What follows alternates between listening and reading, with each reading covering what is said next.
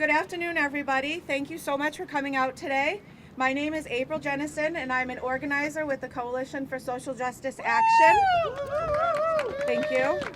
I am here with other concerned residents, caregivers, business, community, labor, and faith-based organizations who have come together to ensure that the patients and the communities impacted by the Steward crisis are heard, and that the health and well-being of our community is at the center of any and all decisions regarding the future of the hospitals currently threatened with closure, including St. Anne's Hospital.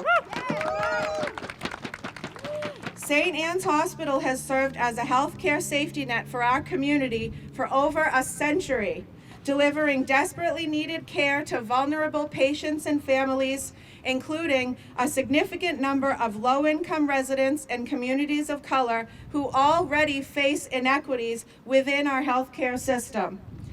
The loss of our hospital will deliver a devastating blow to our community, resulting in the most vulnerable patients experiencing dangerous delays in accessing care, and this will force patients without resources to travel longer distances to receive care, and for many to go without care altogether.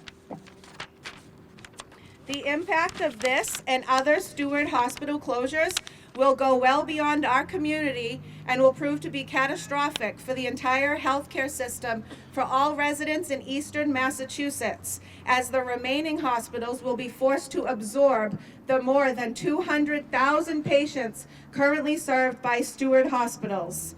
This is occurring while all hospitals across the state are experiencing unprecedented overcrowding and excessive wait times for emergency care, and after the loss of 2 hospitals already, with the flooding at Norwood and the fire at Signature Brockton Hospital. We have watched and read the news coverage of this crisis. We have witnessed our public officials rightfully castigate Steward and have heard countless rumors of what could and might be done. We have heard from the so-called experts and industry leaders, and last week we learned about a meeting the Department of Public Health was conducting with hospital executives to discuss how they propose to handle the closure of these hospitals. The only voices not heard and the only opinions not being discussed, at least until now, are those who have the most to lose when the dust settles on this crisis. That's us, the patients. We are here today to raise our voice. We're here today to raise our voice and make sure those in the rooms making these decisions clearly understand what is at stake in this debate. It is a new mother experiencing a complicated labor and delivery, or an elderly grandmother showing symptoms of a stroke. It is that 18-year-old student involved in a potentially fatal car crash, all of whom needing care to save their lives, where every second counts, when access to care close to home can spell the difference between life and death. Both of my childbirths were emergency cesarean sections where time was the essence, and if I had had delays in care, I might not be here today, and neither would both of my children. So while we all share outrage at this crisis, the critical task now is for all stakeholders to come together to secure new ownership of the Steward facilities and to create appropriate processes and oversight to ensure a safer, more equitable, not-for-profit healthcare system that centers patients. Failure in this endeavor is not an option that any of us should or will accept or tolerate. We understand this is a complex issue with no easy solutions, but if we truly live in a commonwealth, our highest priority must be to protect the common health of all of our residents.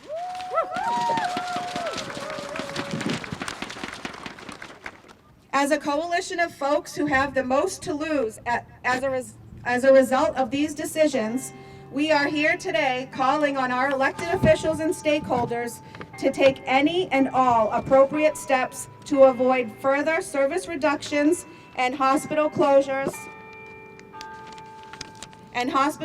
that place our communities at risk. We call on our elected leaders and all stakeholders to do whatever is necessary to ensure the patients and families long served by this and other Stewart hospitals will continue to have access to the care and services they provide for generations to come.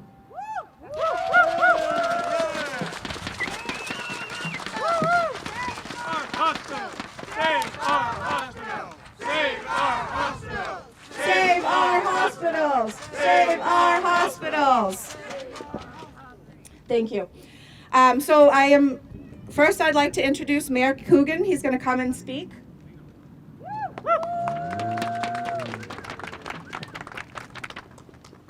I'm actually down here to learn as much as I can about the closing of this hospital.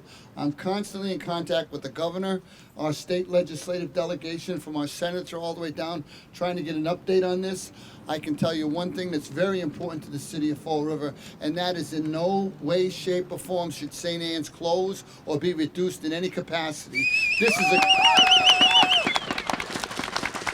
This is a key component to the public health in the city of Fall River and the surrounding towns, and it's played a role like that for almost 100 years, and I hope it lasts 100 more, and I guarantee you I will do everything in my power as the mayor of the city of Fall River to help keep this hospital open. Thank you very much. Excellent. Thank you so much, Mayor Coogan. Next, I'm going to introduce Sabrina Davis. She's from the Coalition for Social Justice Education Fund.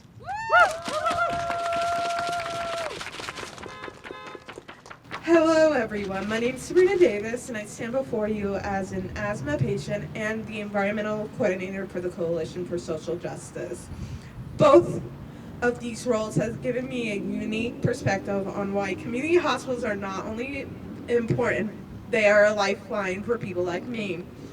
Imagine living with a condition where every breath you take can be a challenge, where the invisible line separates you from participating in life's simple joys or watching from the sideline, hindered by the lurking fear of an asthma attack. As a 34-year-old woman living with asthma since childhood, I don't need to imagine. This is my reality. Community hospitals have been my refuge through this lifelong journey. They stand sentinels in our neighborhoods, providing more than just health care. They deliver peace of mind that comes from knowing that in a grip of an asthma flare-up, help is just moments away.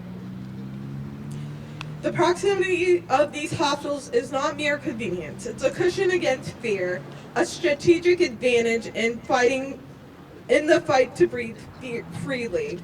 In my role as an environmental coordinator, I've learned firsthand how tightly our health is woven into the environment. Community hospitals are at the nexus between our healthcare and environmental advocacy. They track local asthma trends, educates our communities on the effects of pollutants, and develop targeted interventions that address our specific environmental challenges. Moreover, being part of the Coalition for Social Justice, I see the disparity in healthcare on a daily basis.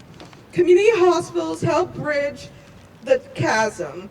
They often serve the underrepresented and the underserved, providing care that might otherwise be inaccessible.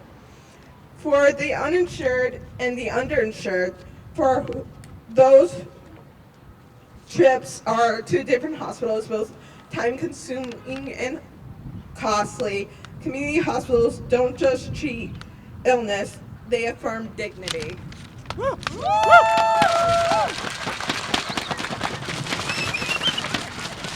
To someone with asthma, a community hospital is more than a building. It's a place of hope, where dedicated health professionals work tirelessly not only to treat us, but to keep us informed, educated, and empowered to manage our asthma. Every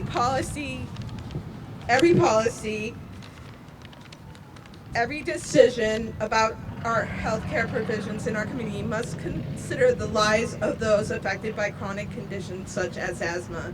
Our community hospitals encapsulates the spirit of resilience, and underscores the necessity of accessible health care. They are not just facilities, they are the heartbeats of our communities. Let us support and cherish our community hospitals. Let us recognize them not as amenities, but as essential pillars of our healthcare support system for individuals like myself, every breath.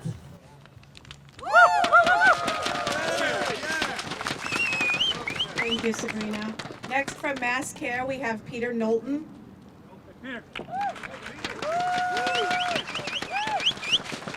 you, Rachel. On behalf of Mass Care, I'd like to thank both 1199 M&A, Coalition for Social Justice, for putting this together. This is a really excellent event, and I really give a shout out to 1199 M&A for standing up not only for their workers, but for us, for standing up for our communities. My background is I was an organizer with United Electrical Workers. We represented factory workers in southeastern Mass for 70 years. Within a 10-year period, we lost 2,500 members, and we had one local left in the late 80s into the 90s. And we did a lot of work around plant closings and fighting plant closings, and the relationship of those jobs to our community and organizing our community to keep those jobs in the particular area that we're in, which are some of the highest paying jobs in all of southeastern Massachusetts. And between Fall River and New Bedford, they lost around 20,000 jobs over a 10-year period of some of the highest paying union jobs in the area.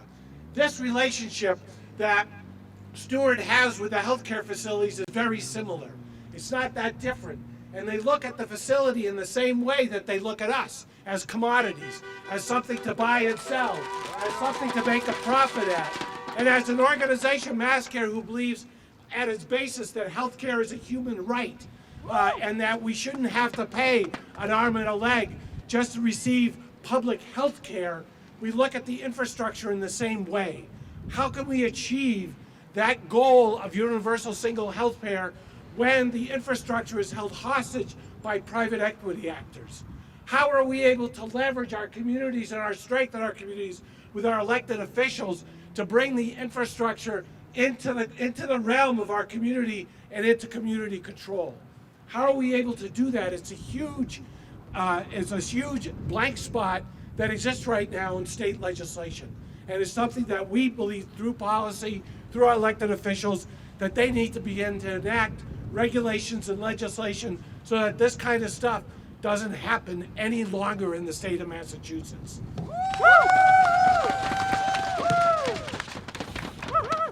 Thank you, Peter. Perfect as always. Next we have from Fall River Firefighters, Jason Burns. Thank you. First of all, I just want to say it's an absolute honor to be asked to stand with you all. I immediately accepted, and this cuts to the core of who I am as a person. I have represented Fall River for about a decade. I represent for our state union 41 different locals. And while we stand up for workers and workers' rights and safety and all of that, what you're really doing at the end of the day is protecting your community, right? There are views that you have that we are going to make sure that we have the right resources as an organization. We're going to make sure we can take care of our workers. We're going to make sure we have the availability to give them the services that they deserve, right? So I applaud you for stepping up and taking care of your workers, but also stepping up and taking care of a community that is absolutely in dire need to keep this hospital. You know, in my career as a firefighter, we often are in position to transport patients right over here to St. Anne's. And if St. Anne's isn't here, we're already at a max capacity on beds and room that we can handle. If you get rid of this hospital, you know, you've heard the conversations. People that talk about waits in emergency rooms and didn't have a bed. And I'm telling you, not only is that a patient issue, right? Whether someone's got a heart attack or someone is dealing with other medical issues, I'm going to tell you the impact on your local fire department. We will end up stuck with firefighters who are driving ambulances, waiting in line to drop off a patient to nowhere because we don't have beds available. And we're at max capacity right now. So the idea that we're even discussing a potential reduction of services is beyond comprehension to me. We need more services. We need more beds. We need more availability to stand by your workers, give them the resources they need, take care of your community, make sure the patients have all access to the best care. I will tell you right now, you have my support, local firefighters, you have the state organization, the Professional Firefighters of Massachusetts. We stand with you. Keep fighting. Stay strong. You will win.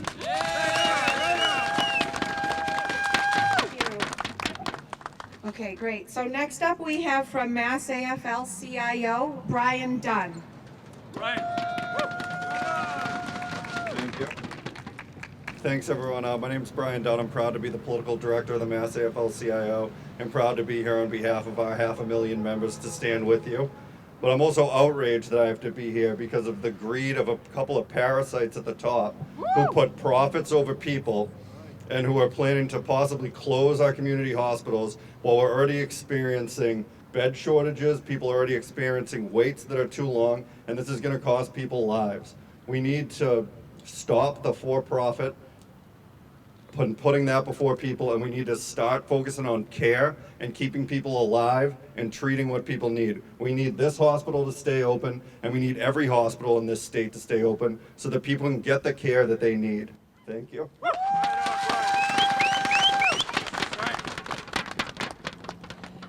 Okay, great. So next we have a couple of members from 1199 SEIU, Tracy Bishop and Jasenia.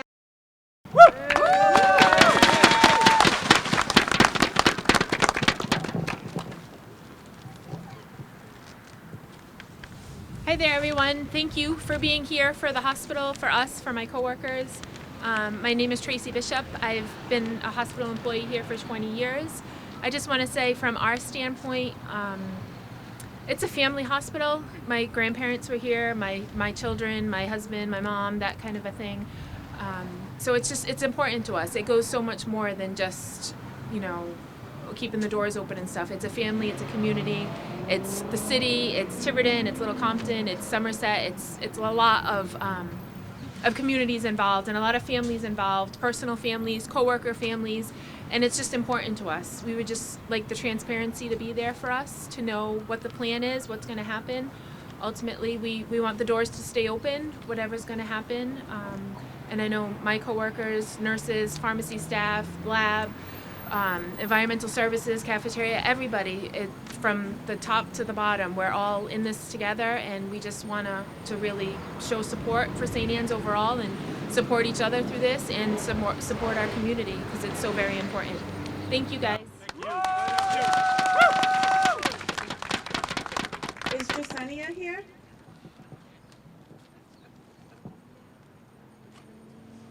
Hi, hello, my name's Jasenia. I work at St. Anne's here, and thank you. Hi, my name is Jasenia. I work here in the laboratory at St. Anne's, and it started right before the pandemic, literally February 2020. And so I've been through the worst of it with this hospital. And then because of everything that happened during that time, I started volunteering as a union delegate soon after. During my onboarding process, one of the ER leaders came to talk to us about his time here and how for the last 20 years it felt like a family and how he felt so integrated into the community. I didn't understand it at first, but over the years at St. Anne's, I have felt myself becoming more part of this community.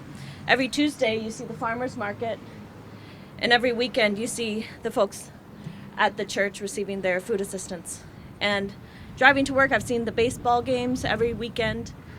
And then you come here and you smell the sea air. So you definitely start to become part of this community. And then my coworkers and I, we want to come, then we come to work and we want to come support the community at their most vulnerable moments. We are now navigating through the complexities of modern healthcare. It becomes increasingly evident that the access to quality medical services should not be a luxury. It is a right for every community to have. When we need access to care, the presence of this hospital is not merely convenient, it is a beacon of hope and a lifeline amidst adversity. We need St. Anne's in the community. Without a local hospital, our patients would be forced to endure lengthy wait times at facilities further away or forgo treatment altogether. consequences that can have dire implications for both the individual well-being and the community health. Our hospital had over 44,000 emergency encounters last year, with 3 other hospitals nearby. We cannot lose this hospital and overburden other facilities. It would not be a crisis just for Fall River, but for the surrounding communities. Furthermore, a hospital serves as more than just a provider of medical services.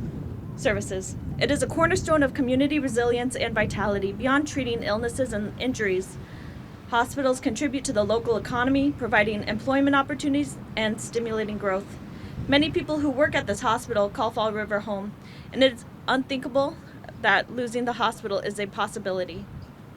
I urge each of you to lend your voice to this vital cause. We need our government to immediately address this critical need and prioritize healthcare access for all.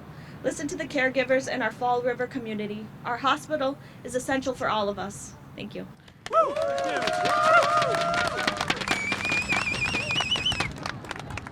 Thank you, Jasenia. Okay, next up from Massachusetts Nurses Association, we have Matt Roth. Hello, everybody. All right, well, Fall River is a special place to me. I've spent some time here, and it has left an indelible mark in my spirit. So good afternoon. Thank you all who came out today to raise their voices. Like I said, my name is Matthew Roth, and I represent a number of the Steward hospitals throughout the state. And the Massachusetts Nurses Association is proud member of our hospital, our community coalition. The M&A represents more than 3,000 nurses and healthcare professionals who work at Steward-owned facilities across the state, and another 22,000 RNs and healthcare professionals working at more than 40 other hospitals that would be impacted by the loss of these hospitals.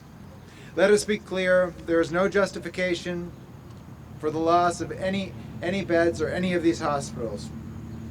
The hospital and other Steward hospitals, now threatened with closure, serve as the health safety net for the communities they serve and have served those communities with pride and distinction for decades.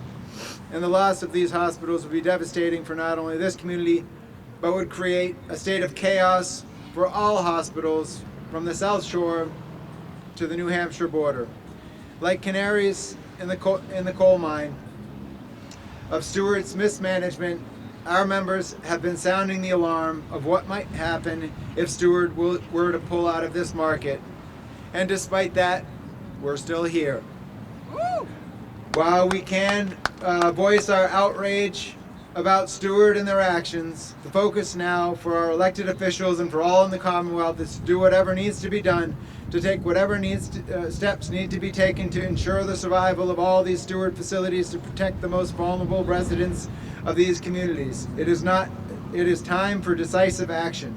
For our part, the M&A stands ready to work with all concerned to ensure the preservation of these hospitals for our entire healthcare system. And thank you for everybody coming out. We're proud to stand here with you all. God bless. Thank you. Okay, so has everyone signed the online petition? For anyone who hasn't signed it, you could take out your phone and scan this QR code right here. If anyone doesn't know how to do that, I'm sure there's several people here that do. So if you could please do that now or before you leave, that would be great.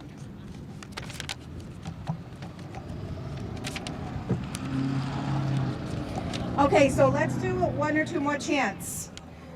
So I say our community. Do you guys know what to say? Our hospital! Our community! Our hospital! Our community! Our hospital! Our community! Our hospital! This is our community, our hospital. And when we fight, we win! When we fight, we win! when we fight, We win! when we fight, We win! we win! Thank you so much, everybody, for coming out today. I want to thank the following elected officials: Mayor Coogan, and then the following organizations: Mass Care, Fall River Firefighters, Mass AFL-CIO, 1199 SEIU, Massachusetts Nurses Association, the Painters and Allied Trades, and the Coalition for Social Justice. Thank you so much, everybody.